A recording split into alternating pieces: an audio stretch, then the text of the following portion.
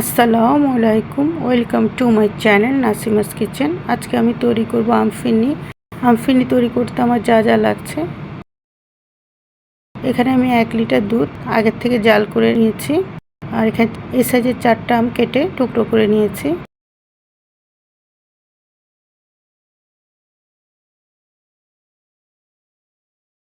চাল নিয়েছি, এখানে চিনি গুঁড়ো চাল ধুয়ে পানি ঝরিয়ে নিয়েছি হাফ কাপ। চিনি নিয়েছি 1 কাপ। লবণ নিয়েছি হাফ চামচের চেয়েও কম। গুঁড়ো দুধ হাফ কাপ। ম্যাঙ্গো এসেন্স, 1 টুকরা দারচিনি, 2টা এলাচ, 2টা লবঙ্গ। বিসমিল্লাহির রহমানির রহিম। একটা ব্লেন্ডার নিয়ে নিলাম। এখন আমরা যে চালটা নিয়েছি পানি ঝরিয়ে ধুয়ে নিয়েছি, এটা আমরা চিনি গুঁড়ো চাল নিয়েছি, এটা একটু ব্লেন্ড করে নিব। এটা আমরা পুরো ব্লেন্ড করব না, একটু আধা ভাঙা করে নিব।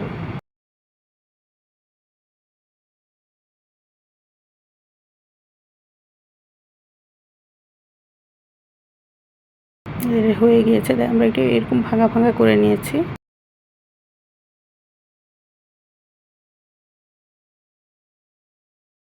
এখন এটা আমরা একটা বাটিতে ঢেলে নিচ্ছি।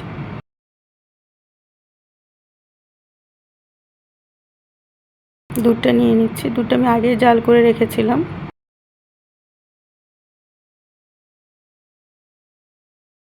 এক লিটার দুধ দিয়ে দিলাম এখানে।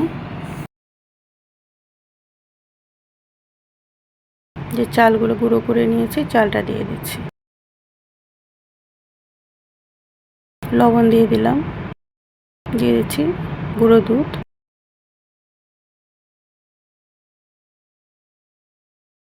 সব কিছু ভালোভাবে মিশিয়ে নিব যেন দলা পেকে না যায়। ভালোভাবে নেড়ে নেড়ে করতে হবে। দিয়েছি গরম মশলা, দারচিনি, এলাচ, লবঙ্গ। আমরা এটা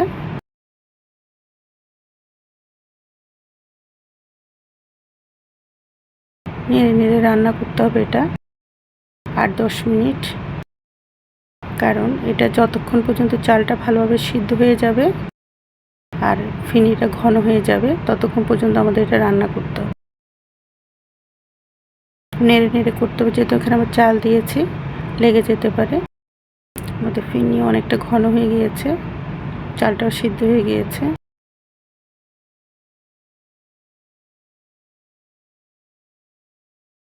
আমরা গরম মশলাগুলো উঠিয়ে নিচ্ছি।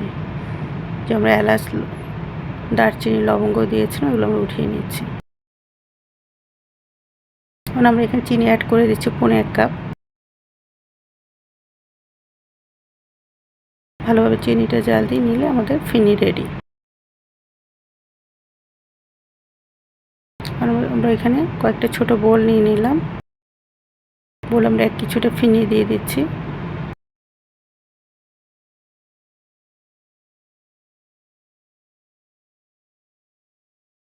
বাকি ফিনিটা আমরা একটা বড় বোলে ঢেলে নিচ্ছি। আমাদের ফিনি রেডি। এখন আমটা রেডি করতে হবে। একটা ব্লেন্ডার নিয়ে নিলাম। ব্লেন্ডারে আমগুলো দিয়ে দিচ্ছি। দিয়ে দিচ্ছি 5-6 চামচ চিনি।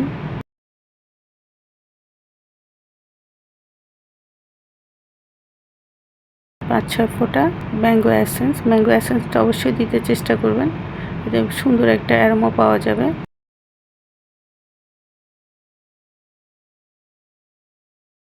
আমাদের এটা আমটা ব্লেন্ড হয়ে গিয়েছে। এখন একটা প্যানে ঢেলে নিচ্ছি।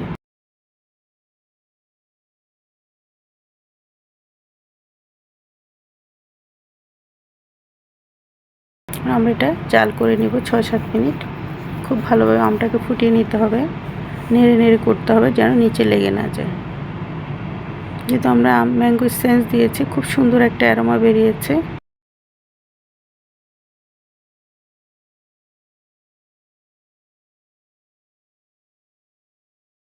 সুন্দরভাবে বলক চলে আসছে।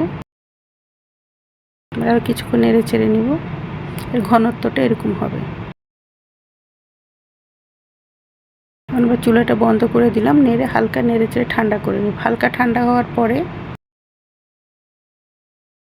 আমরা এই ফিনির উপর আস্তে আস্তে করে এটা ঘুরিয়ে ঘুরিয়ে দিতে হবে। একসাথে অনেকগুলো ঢেলে দেওয়া যাবে না, তাহলে এটা ফিনির ভিতরে ঢুকে যাবে।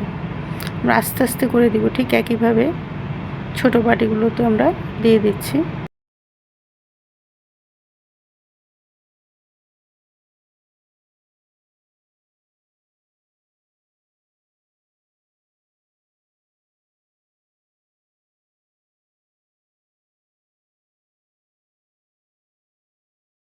তৈরি হয়ে গেল আমাদের আমফিনি।